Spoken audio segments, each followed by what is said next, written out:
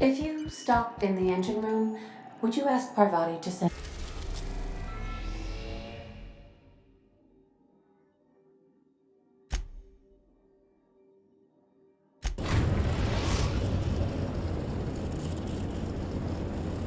We're now in orbit above...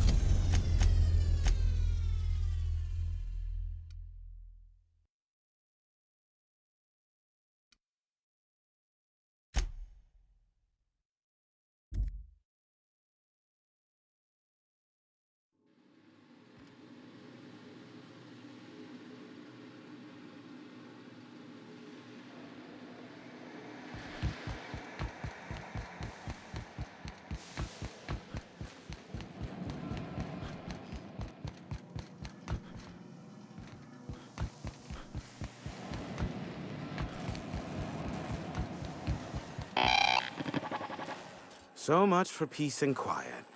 Would it kill the universe to cut me some slack?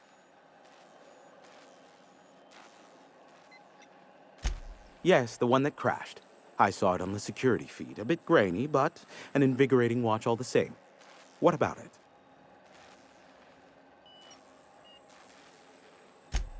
Is this bonding? I'm not sure I like it. Next, you'll be asking me how I got the scar on my chin when I was 11. Most of it's underneath along my jaw, but yes, it seems to have faded with time. Moral of the story is, never run with scissors. The board has a blockade of gunships that patrol Monarch. Not a ton, mind you, just enough to deter the masses. I am curious as to what downed it. A faulty part wouldn't be wholly unusual. The supply for new mechanicals is tight. Ugh, now I'll never sleep. Unsolved puzzles really torque my sprockets. If you find out what happened, sell me the info. Not surprising, replacement parts are rare, so the cost of even a simple repair can exceed an arm and a leg. I take it you investigated the wreckage? Don't guess the captain would have quite pegged the price of disrepair being the cost of their lives, but these things happen. A shame. I would have enjoyed investigating the mystery further.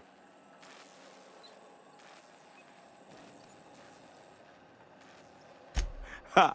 Oh, that's a good one. You're not serious, are you? Yes, well, let's see how long that lasts. I'm getting a headache behind my left temple. What could be causing it? The glare from the terminal screen? Or something else?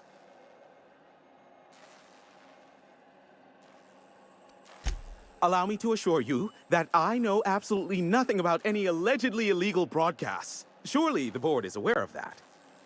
They must know I'd never involved myself in such despicable activities. There's utterly no reason to arrest anyone in this broadcast station, let alone me. In fact, you're doing me a favor by helping me disable any alleged such broadcasts, if they exist. You could do me another favor by mentioning my loyalty to the board in your report. I don't think this fella's entirely on the level. Hiram, you have to be the slimiest, most two-faced man I've ever called a friend. Oh, you called us friends. I'm not sure whether to be touched or insulted by that. Look, you never met a man more willing to work with the board than me. I know we can come to an agreement, please.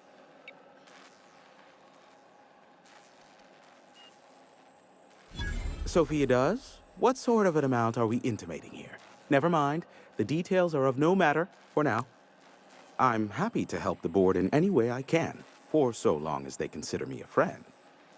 And as you've already shut down the transmission from Amber Heights and Stellar Bay, you've effectively ended all unregulated chatter on the planet. I suppose it won't kill me to work under Sophia. I am on familiar terms with her from let's call it a past contract job. As I am now inextricably in the board's service, I'd say we're done here. Unless, of course, you require anything further.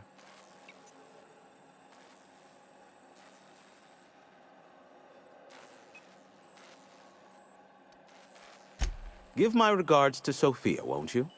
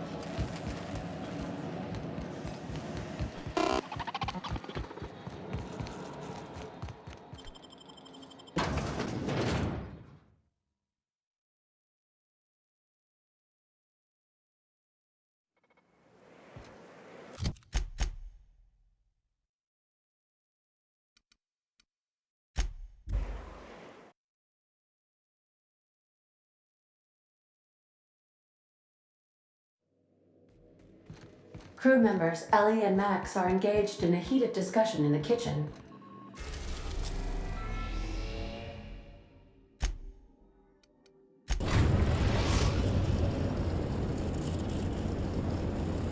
We are now in orbit above Byzantium, Captain.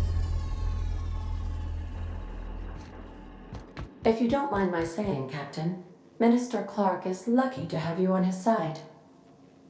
Captain, I hope Dr. Wells has not dragged you into one of his irrational schemes again. My diagnosis of his mental stability is not flattering. Dr. Wells has failed to discover the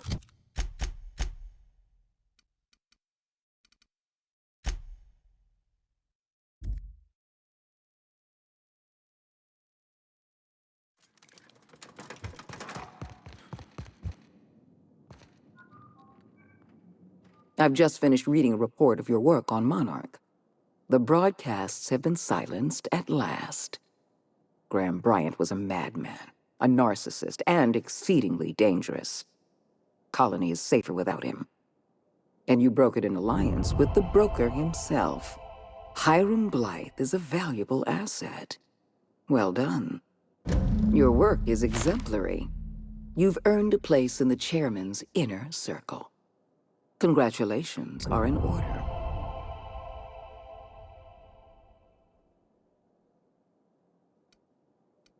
No, I haven't been watching you. I've been reading reports of your work. You're better than an adventure serial. Now, we introduce you to the chairman's plan. Turn your eyes to the screen. Good afternoon.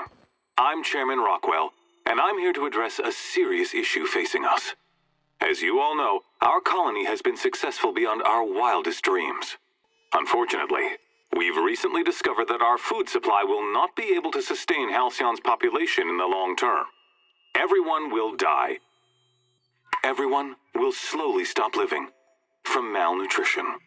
But we're doing it together, and that's what matters. I fucking swear, if someone doesn't give me something to read that will placate the masses soon, all of you will find yourselves violently unemployed.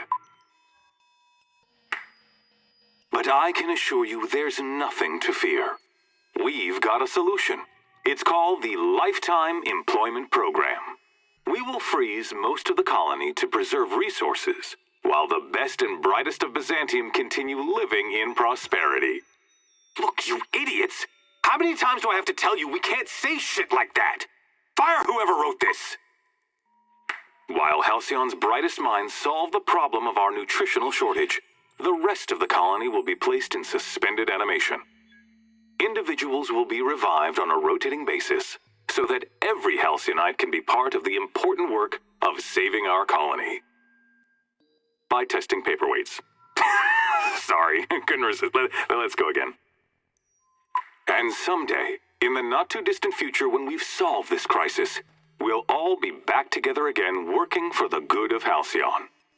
Until then, the board shall provide for the deserving just as it always has. So, obey your supervisors, take your vitamins, follow your corporate-mandated grooming rituals, and rest assured with the board on your side, there is nothing to worry about.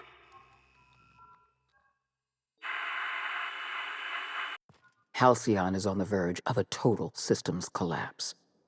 The truth is ugly and difficult to accept, but we must accept the truth before we can move forward. Malnutrition is already a problem. Disease will come next, followed by starvation, followed by a breakdown of society, followed by extinction. I know this must come as a surprise to you. I imagine you have questions. Guess Monarch folk ain't the only ones fucked around here. That ain't exactly an uplifting thought.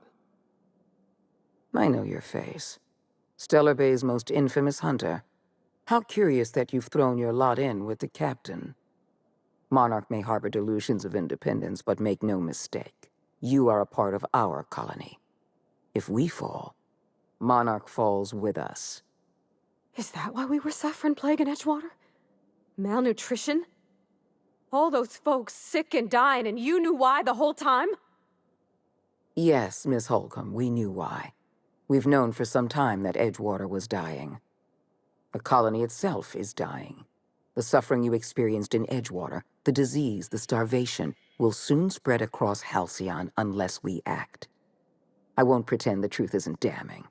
Yes, the colony is on the verge of collapse, but there is a way to save it.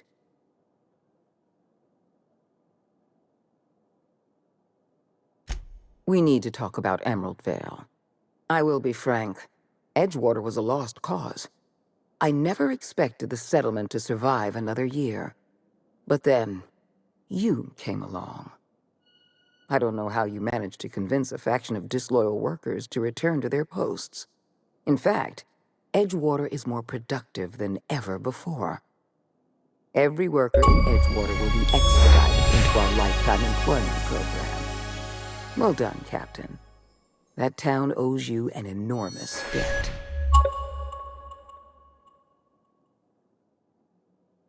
Sensible as well as modest. You're quickly becoming my favorite freelancer. You should be proud of yourself, Captain. You're on the verge of making history. There's just one last job I need you to do for me. I've made arrangements for you to journey to the Hope. You will board your former colony ship, reactivate its navigation systems, and skip the colony ship into orbit around Tartarus. Once the Hope is in position, we will have everything we need to begin healing the colony.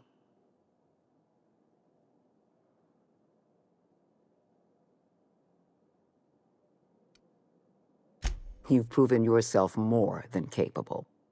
I don't know if there's anyone better suited to this mission than you.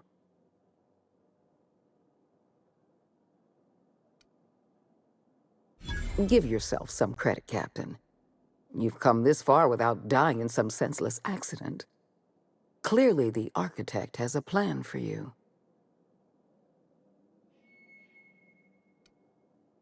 Technology, Captain. The same technology that allowed you and your fellow colonists to make the journey from Earth to Halcyon. Under the Lifetime Employment Program, every suitable worker in Halcyon will be placed in suspended animation. The Hope is the perfect storage facility for the colony's workers. I won't lie to you. We're going to have to dispose of some of the Hope's settlers in order to make room for Halcyon's rotating workforce. But try to understand, many of your fellow settlers are beyond saving. They've been frozen for far too long, and the revival process would be lethal.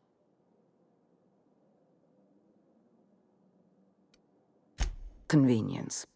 The Hope is a massive ship and we'll need to make use of it. Our facilities in Tartarus will benefit from having the ship within orbit.